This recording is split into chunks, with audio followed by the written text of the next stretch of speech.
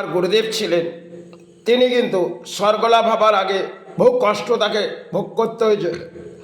তিনি মাতৃরূপের সেবা হয়তো বহু সময় করেছেন, আর কিছু হয়তো সমাজ থেকে অর্থ পেয়েছেন, এবং অর্থটা পেয়ে কিন্তু অর্থটা যে সঞ্চয় করে রেখে দিয়ে গেছে তা নয়। তিনি কিন্তু অর্থের লোভ লালসা এতটা ছিল না। আর যে মনোবৃত্তি নিয়ে তিনি পুজো পাঠ করতেন, সেটা সময়াঙ্কের বহু কিছু করেছেন সমাজের জন্যে। তাই শেষ সময় গুরুদেবের যখন জীবনের শেষ লড়াই হয়তো গুরুদেব করছে, এবং তার আগে গুরুদেব একটি হয়তো স্থানের ভাঁড় বাড়ল, কারণ সেটা মন্দির গড়া হবে গুরুদেব জানতে পেরে গেলেন। এবং আরও কেউ ছিলেন গুরুদেবের, তারাও এতে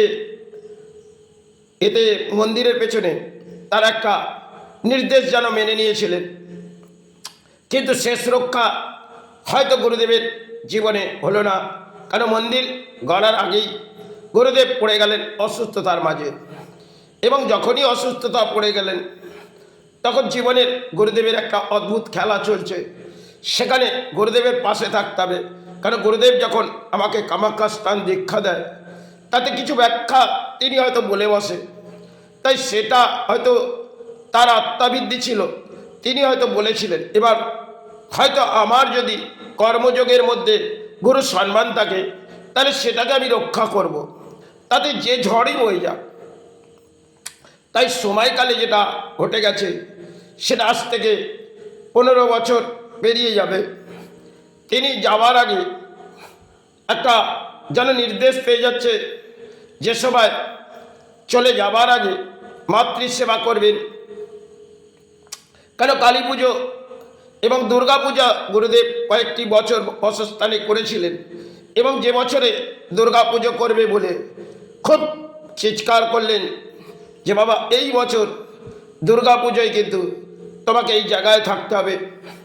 সে সময় গুরুদেব হঠাৎ একটা পায়ের মধ্যে ইনফেকশান পড়ে গেলেন। যখন আমি কামাখ্যা স্থান থেকে ফিরে আসছিলাম, গুরু আর আমি, সে সময় গুরু হঠাৎ রাত গড়িয়ে যাচ্ছে, চোখের জল ভেসে যাচ্ছে, কারণ তার মধ্যে যে মনোবৃত্তি ছিল সেই মনোবৃত্তিটা আলাদা। এবং গুরুদেব যখন পায়ের মধ্যে ইনফেকশান, সেই পায়ের মধ্যে যতটা ইনফেকশান বের করছি, তাতে গুরুদেব হয়তো কিছুটা কষ্ট পাচ্ছে, কারণ তবুও সেটাকে টিপে টিপে যখন বার করছি, তখন ওনাকে একটি ব্যাখ্যা বললাম, যেটুকুনি অর্থ লাগুক সমস্ত কিছু আমি বহন করব। গুরুদেব মাথায় হাত দিয়ে বললেন, বাবা, এই পরিস্থিতিতে তুমি যেভাবে আছো সেটা আমি চাই না। আর তোমার বহু কিছু চলে গেছে, আজকে একটা ধর্মের কাজ করতে বসেছো, সেখানে তুমি এটা গড়ে যাও। তিনি কিন্তু মাকে জানিয়েই বলছেন। এবার কোন পথটা যাব সেটাও আমার মাথার মধ্যে ঢুকছে না। যখন কামাখ্যা স্থান থেকে গাড়িটি ছাড়লেন, হঠাৎ গুরুদেব মাকে বললেন, মা,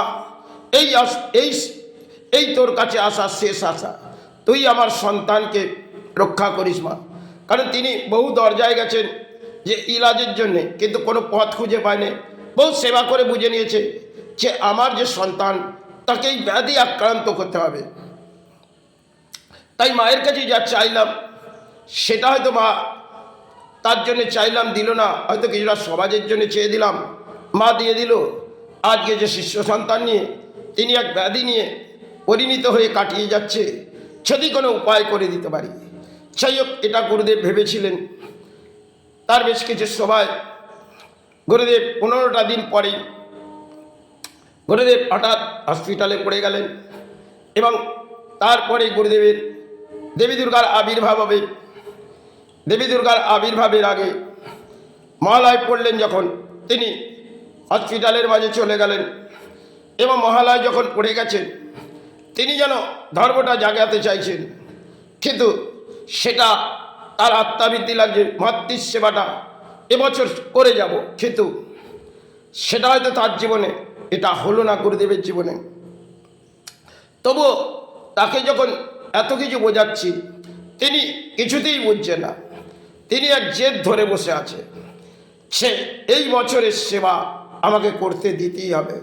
সব শিষ্য গুরুদেবের কাছে গেলেন, গুরুদেবকে কেউ রুখতে পারলেন না।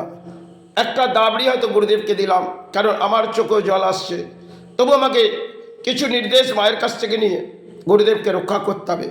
কিন্তু রক্ষা করার জন্য আমি কিছু নয়, তবু আমি যখন মানুষ্য জন্ম পেয়েছি, শিষ্য হয়ে এসেছি, তাহলে উনি যখন মাতৃ সেবাধার করে যাচ্ছেন, আর আমি যখন সন্তান হিসেবে ওনার জন্য কি করতে পারি, সেই হিসেবে আমি হসপিটালে গিয়ে দুটি দাবড়ি মারলাম। উনি থেমে গেলেন। তারপরে বললেন আমাকে মায়ের কাছে নিয়ে চলো। আমি না, এখন আপনাকে কোনো জায়গায় যাওয়া যাবে না, যতক্ষণ না আপনি সুস্থ হবেন ততক্ষণ আপনাকে এই জায়গা থেকে নিয়ে যাবে না। আর এই বছরের দুর্গাপুজোটা আপনাকে করা যাবে না, আপনাকে মায়ের পুজোর কাজ করতে দেবো, যেটা হচ্ছে কালী পুজোর কাজ। তাই কালী পুজোর কাজ, সেটা তার আগে হসপিটাল থেকে নিয়ে আসা হলো। বেশ কিছুদিন তার মানসিক ভাবনা উড়ে গেছে এবং কাউকেই চিনতে পারছেন না। এবার যেদিন কালী পুজোর রাত এলেন, গুরুদেব যেন সুস্থ হয়ে উঠলেন। এক মায়ের অদ্ভুত খেলা। গুরুদেব সকালে ফোন করলেন, বাবা আজ তোমায় সেবা সারতে হবে। কিন্তু আমি সেবার কিছুই জানি না, সময়কালের ব্যাপার ছিলেন, আজও হয়তো আমি সেবার কিছুই জানি না। তবে ইনি আমার চিৎকার করে লাভ নেই। গুরুদেব বহু কিছু আমাকে শেখাতে চেয়েছিলেন, কিন্তু তন্ত্রের কালা গুরুদেব করে গেছে।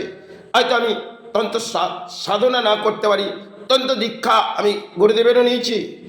আর ফের কামাকাস্তানে যিনি গুরু যাকে দীক্ষা দিতে গেলেন, যার কাছে, তিনিও আমার গুরু এবং আমার তিনটি গুরু।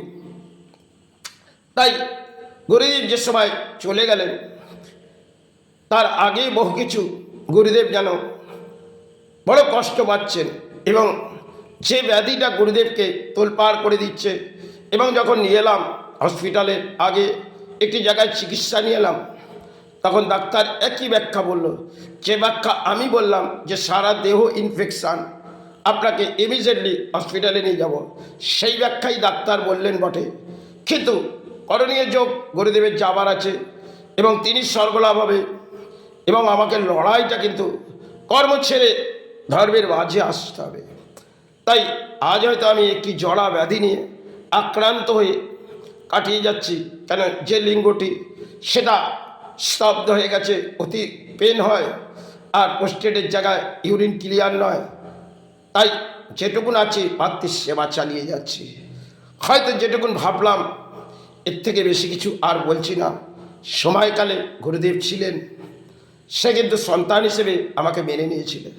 আজ গুরুদেব বহুদূর পথ, আর আমাকেও ফিরে যেতে হবে, এটাই কামনা জানিয়ে আমি শেষ করলাম।